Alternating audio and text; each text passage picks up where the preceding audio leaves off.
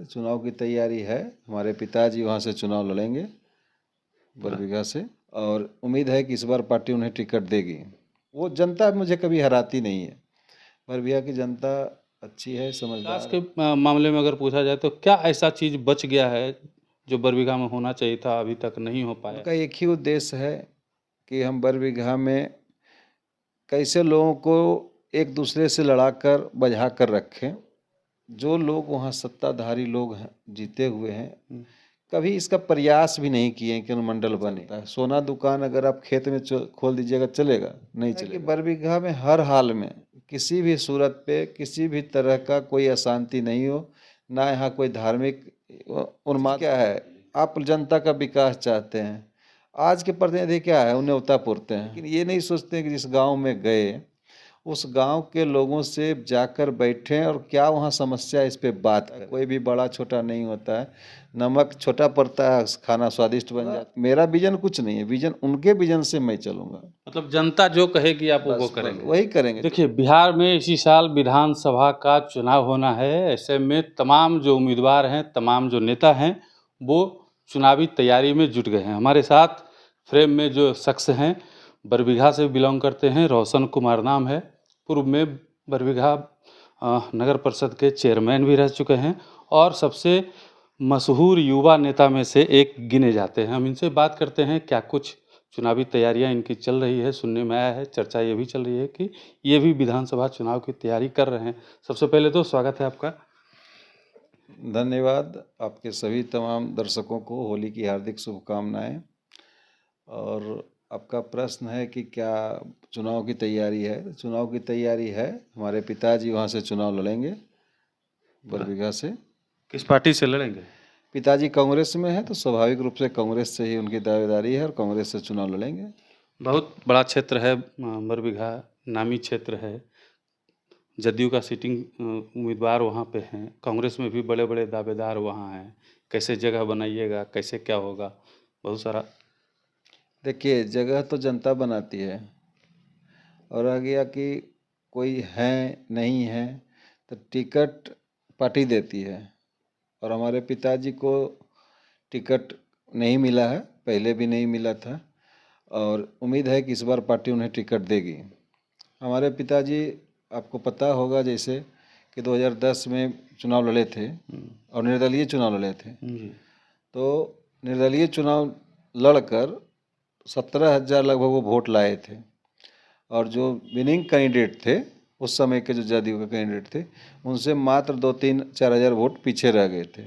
और बाकी अन्य पार्टी के भी उम्मीदवार लड़े थे, वो हमारे पिताजी से 1,500 के ही अंतर में चुनाव पे रह गए थे। तो बरबीघा में एक हमारे पिताजी का अपना ये है कि उनके द्वारा जो कार्य किया जाता है, उनका जो समय लोगों के बीच में दिया जाता है, और वहाँ के लोग जो उनको प्यार और सम्मान देते हैं, वो भी उनके भरोसे पे खरा उतरते हैं। इसका ही ये था कि 2010 में जब चुनाव लड़े थे तो उतना अच्छा ये रहा था जो आज तक किसी भी निर्दलीय उम्मीदवार को नहीं मिला है।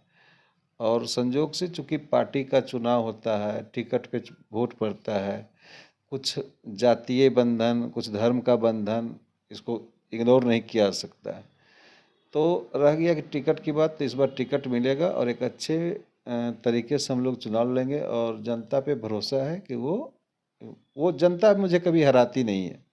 बरबीघा की जनता अच्छी है, समझदार है, और कभी हमारा जो उनसे जुड़ाव रहा है, हमारे परिवार का जो जुड़ाव रहा है, उसमें उन्होंने कभी हम लोग को पीछे नहीं धकेला है, बल्कि अपने सर आँखों पे बैठा कर ही रखा है। अच्छा, क्या लगता है, बरबीघा श्री बाबू का क्षेत्र है, श्री बाबू की जन्मस्थली है, बिहार के प्रथम मुख्यमंत्री रह चुके हैं।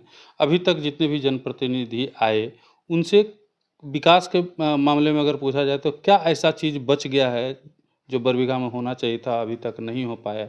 चूँकि आप जनता के बीच में जाइएगा तो उनको बताइएगा। देखिए, चुनाव आता है और लोग अपने अपने हिसाब से अपने अपने वादे करते हैं, लेकिन होता क्या है कि जो चुनाव लड़ते हैं और जीतते हैं, जो अभी भी जीते हुए हैं, उनका एक ही उद्देश्य है कि हम बरबीघा में कैसे लोगों को एक दूसरे से लड़ाकर बझा कर रखें।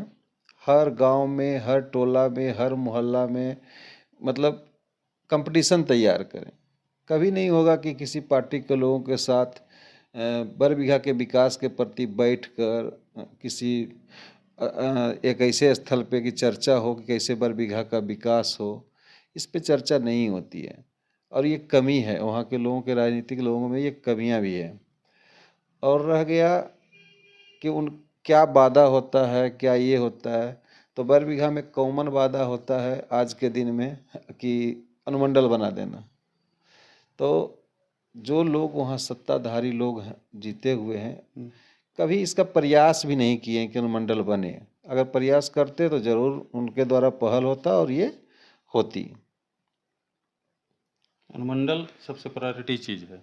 हाँ देखिए, किसी भी एरिया के विकास में, जैसे शेखपुरा में कुछ नहीं था, लेकिन जिला बनने के बाद तो बहुत ज़्यादा विकास हुआ। फिर इसी तरीके से अगर बरबीघा सबसे पुराना क्षेत्र है, श्री बाबू का जन्मस्थली है, कार्य क्षेत्र रहा है, तो ज़रूर अगर ये चीज़ उनको बरबीघा को मिलता है तो इसका बेनिफिट मिलेगा बरबीघा को। शिक्षा के क्षेत्र में भी हम जहाँ तक बरबीघा को जानते हैं कि शिक्षा के क्षेत्र में भी विधानसभा में कॉलेज वगैरह आया, ITI कॉलेज आया, पॉलिटेक्निक कॉलेज आया, लेकिन वो कहीं और ट्रांसफ़र हो गया, किसी दूसरे प्रखंड में चला गया। तो बरबीघा के लोगों में तो निराशा है इसको लेकर के। देखिए, वो भी बरबीघा विधानसभा ही है, जाने का है तो इसलिए भी चला जाता है कि ज़मीन का यहाँ थोड़ा सा सरकारी ज़मीन का अभाव है और सरकार के द्वारा फंड तो दिया जाता है। मैं बार बार ये कहना चाहता हूँ कि किसी भी स्थान पे कोई भी चीज़ खोल देने से नहीं चलता है। सोना दुकान अगर आप खेत में खोल दीजिएगा, चलेगा? नहीं चलेगा। तो उसी तरीके से पॉलिटेक्निक जो खुला या और जो संस्थान खुल रहा है वो ठीक है, खोड़िया में जगह मिला आप खोल दिए। अगर वही कोई शहर के किनारे जैसे शेखोपुर होता, शेखपुरा ही होता या बरबीघा टाउन के पास होता तो उसका एक अलग ये होता।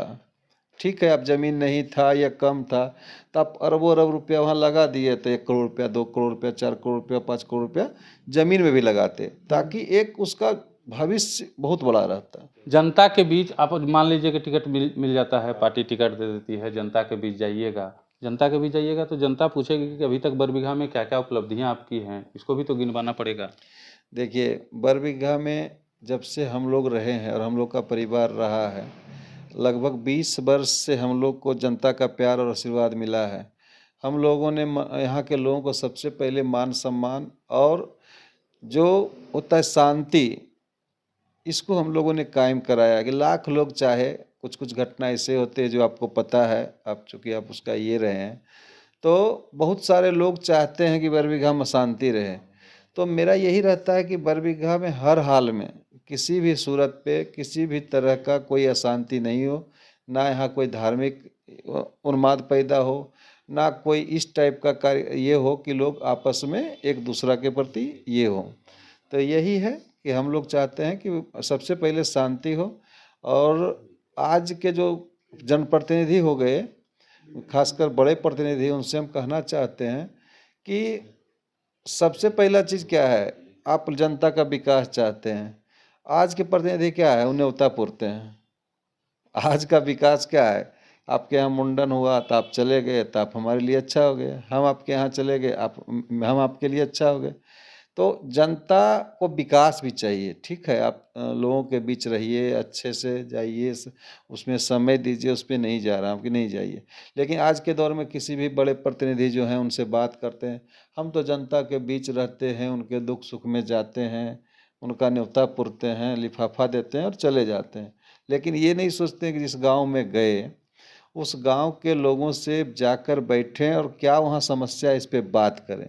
ये वहाँ के जनप्रतिनिधि जो भी रहे हैं उनको इस बारे में सोचना चाहिए और इस पे कदम उठाना चाहिए। अगर हो सके तो मैं एक सलाह भी देता हूँ कि ये उनको करना चाहिए। ये परंपरा टूटनी चाहिए। नहीं, परंपरा जाना चाहिए, निमंत्रण में नहीं जाना, हम ये नहीं कहते नहीं जाना चाहिए, जाना चाहिए।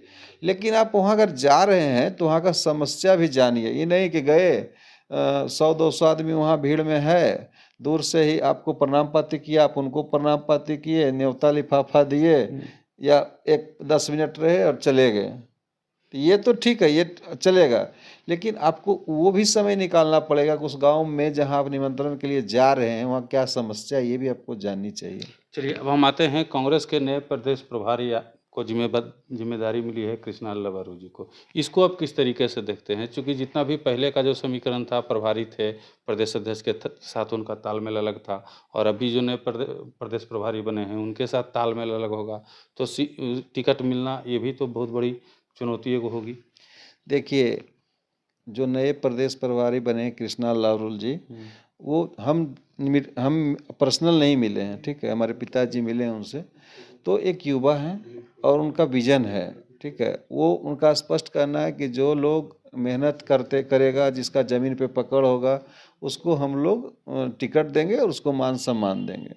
तो अच्छा लगता है कि कम से कम ये अगर जिस दिन ये लोग सोच ले कि किसी हमारे बाबा जी, मान लीजिए हमारे दादाजी, हमारे परबाबा जी कोई विधायक, मंत्री, एमपी नहीं रहे, हमारे पिताजी के द्वारा राजनीतिक जीवन में आए, एक छोटे से किसान के परिवार से निकले और लोगों के साथ मिलजुल कर इतना मान सम्मान उनको लोग दिए और वो भी लोगों को दिए। तो ये अच्छा चीज़ है कि अगर कोई आदमी चाहता है कि ज़मीन पर आकर काम करना और ज़मीनी लोग को खोजना, तो उसमें अच्छा है। हम तो चाहते हैं कि बरबीघा में जिस तरीके से दूसरे लोग होड़ मचाते हैं, कोई मतलब नहीं रहता जिनको बरबीघा से, कभी आएंगे, कभी कुछ बोलेंगे, कभी कुछ बोलेंगे, ठक ठुक के चल जाते हैं। बरबीघा की भोली जनता है, बेचारा पिस जाती है। तो मतलब काम करेंगे। हाँ, बिल्कुल बिल्कुल। अगर उनको अगर जैसा हम लोग देख रहे हैं या उनका सुन रहे हैं पेपर में, न्यूज़ या फेसबुक के माध्यम से, तो उनके द्वारा ये बताया गया है कि जो भी जमीन स्तर के कार्यकर्ता होंगे उनको हम लोग मान सम्मान देंगे, उन्हीं को टिकट देंगे जो चुनाव जीतेगा। लेकिन फिर वही बात हो जाएगा, जैसे सब बोलते आ रहे हैं कि राजद के पिछलगुआ पार्टी है कांग्रेस, टिकटवा फिर बांटेंगे लालूए जी, इनका कुछ चलवे नहीं करेगा। ये सब भी चुनौती तो आएगा ना टिकट लेने में। देखिए, ये तो बड़ी चीज़ें हैं, ये तो पार्टी लेवल पे सोचना है, ये तो प्रदेश लेवल पर सोचना है। इसमें हम लोग का कोई ये नहीं है। ऐसा नहीं है कि कोई पार्टी पिछला हुआ होता है, कोई भी बड़ा छोटा नहीं होता है। नमक छोटा पड़ता है, खाना स्वादिष्ट बन जाता है। पार्टी की तरफ से आश्वासन मिला है? बिल्कुल, बिना आश्वासन के हम लोग थोड़े ही हैं। किसने दिया आश्वासन? प्रदेश अध्यक्ष ने? हाँ, प्रदेश के जो नेता हैं उनके द्वारा कहा गया है, तभी है ना हम लोग मेहनत कर रहे हैं। क्या मतलब तैयारी कीजिए जाके टिकट के? हाँ, आप लोग फील्ड में रहिए, फील्ड में अपना काम करिए और टिकट के लिए पार्टी आपके काम को देखेगी, काम के हिसाब से हम लोग यहाँ ये करेंगे।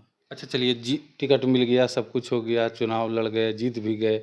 जीतने के बाद सबसे पहला काम बरबीघा के लिए क्या कीजिएगा आप? देखिए, ये हो गया छोटी मुँह बड़ी बात। पहले जो स्टेप है वो आगे आएगा, उस पे हम काम करेंगे। हमारा ये नहीं है कि हम डींग हाँकने वाले, हम पहले ये करेंगे, पहले वो करेंगे।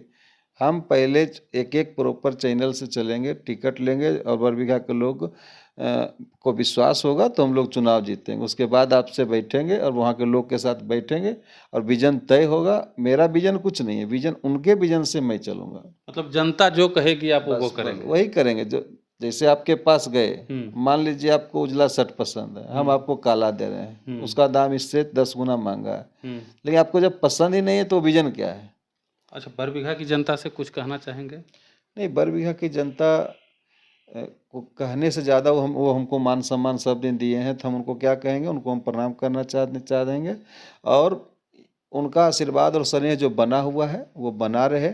अगर किसी प्रकार का लगता हुआ कमी है तो हमको किसी भी माध्यम से, फ़ोन से, व्हाट्सएप पे, जैसे देते आ रहे हैं, भविष्य में भी देंगे, तो हम उसको अपने आप में सुधार करेंगे। उनको कहने की ज़रूरत नहीं पड़ता, उनको पता है। बरबीघा के लोग बहुत ये हैं, उनका मान सम्मान होगा। सबसे पहले सम्मान की रक्षा होगी, बरबीघा की सम्मान की रक्षा होगी।